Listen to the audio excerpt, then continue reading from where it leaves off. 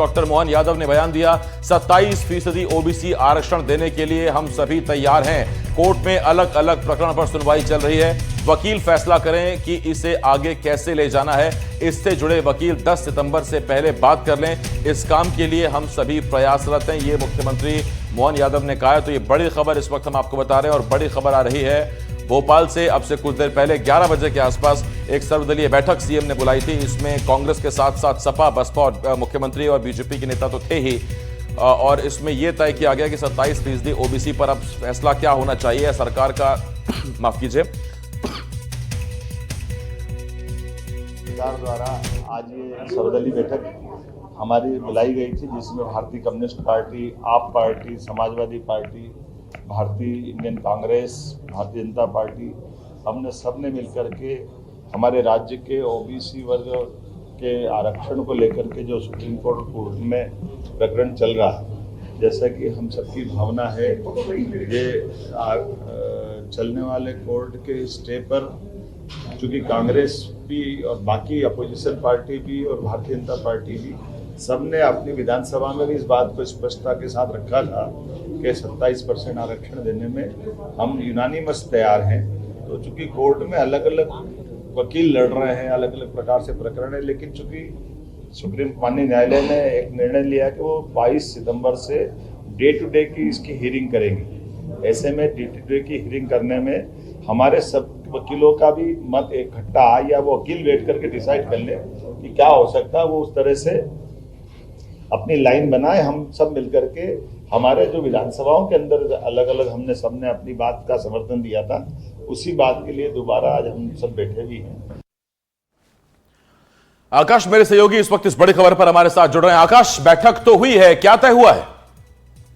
तय ये हुआ है कि ओबीसी को 27% आरक्षण देना है। और इसके पहले कई मर्तबा मध्य प्रदेश की राजनीतिक पार्टियां, चाहे वो कांग्रेस पार्टी हो या भारतीय जनता पार्टी हो, दावा करती रही है कि ओबीसी को 27% आरक्षण देना उनकी मंशा है, उनका लक्ष्य है। लेकिन पिछले 6 सालों से ये पूरा मामला कोर्ट में लंबित है। ना तो ओबीसी को 27% आरक्षण मिला, बल्कि ओबीसी के अभ्यर्थी अलग परेशान हुए, जिसके चलते 13% पद होल्ड पर जाने लगे। अब मध्य प्रदेश की मोहन सरकार ने एक बड़ा कदम उठाया और ये तय किया कि हम इस मामले को लेकर सर्वदलीय बैठक करेंगे।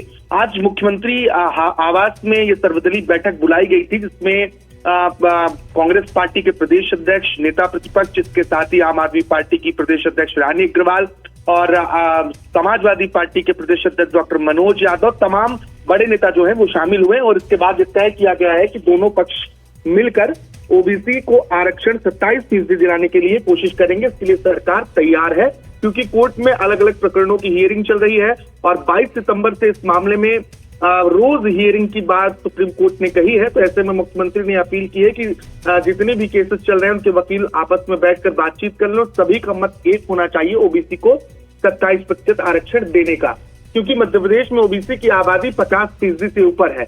ऐसे में लंबे वक्त से मांग की जा रही है कि 27% आरक्षण ओबीसी को मिले। कांग्रेस का दावा ये रहा है कि कमलनाथ की सरकार के दौरान ओबीसी को 27% आरक्षण देने के लिए हमने अध्यादेश निकाला था, लेकिन कुछ लोग जानबूझकर ओबीसी आरक्षण को रोकने के लिए कोर्ट पहुंचे और ये मामला कोर्ट में ही लंबित रह गया। आसिफ, अगर याद हो तो निकाय चुनाव, पंचायत चुनाव के दौरान ओबीसी आरक्षण को लेकर लंबा दांव पेच देखने को मिला और यहाँ पर भी जो रोटेशन लागू है उसके बावजूद पूरी तरीके से 27% आरक्षण नहीं मिल पाया। अब उम्मीद है कि सर्वदलीय बैठक के बाद जो संकल्प पारित किया गया है, संकल्प क्योंकि सभी दलों ने पारित किया है, उस संकल्प के मुताबिक एकजुटता के साथ एक फोरम पर आएंगे और इसी में विधायिका, न्यायपालिका और कार्यपालिका भी सम्मिलित रहे और इसके लिए सब एक साथ मिलकर काम करेंगे। तो बहुत उम्मीद है ओबीसी वर्ग को इस बैठक के बाद कि जल्द ही उन्हें 27%। वही मेरा सवाल था आकाश, कि जिस प्रदेश में आधे से ज्यादा आबादी ओबीसी वर्ग की हो, 54% तक दावा किया जाता है कि ओबीसी की आबादी है, वो इस खबर को देख रहे हैं, इसे सुन रहे हैं, तो वो यही जानना चाहते हैं कि राजनीतिक प्रस्ताव या राजनीतिक संकल्प पारित करने से आरक्षण नहीं मिलेगा ना। दो विरोध हैं, एक तरफ जो वो 50% से ज्यादा आरक्षण नहीं होना चाहिए, वो जो एक नियम है, और दूसरी तरफ जो विरोध करने वाले हैं जिन्होंने याचिका लगाई थी, उनसे कैसे पार पाएंगे? देखिए, ये बहुत चुनौतीपूर्ण काम होगा, क्योंकि आरक्षण में जो एक परसेंटेज का फॉर्मूला है कि किस वर्ग को SC, ST, OBC और किस वर्ग को कितना आरक्षण मिलना चाहिए, अगर 27% आरक्षण सिर्फ ओबीसी को ही दे दिया जाएगा तो ये पूरा फॉर्मूला अपने आप में बदल जाएगा। और यही वजह है कि लगातार ये मांग की जा रही थी कि ऐसे पद माफ कीजिएगा, इस तरह के आरक्षण की प्रक्रिया ना लागू किया जाए, क्योंकि रोटेशन की जो पूरी एक प्रक्रिया है वो इससे बिगड़ेगी। क्योंकि मामला कोर्ट में चल रहा है तो ऐसे में बहुत कुछ सुप्रीम कोर्ट पर ही निर्भर करता है। 22 सितंबर से प्रतिदिन सुनवाई होगी तो इसमें कई अहम बिंदु निकलकर सामने आएंगे।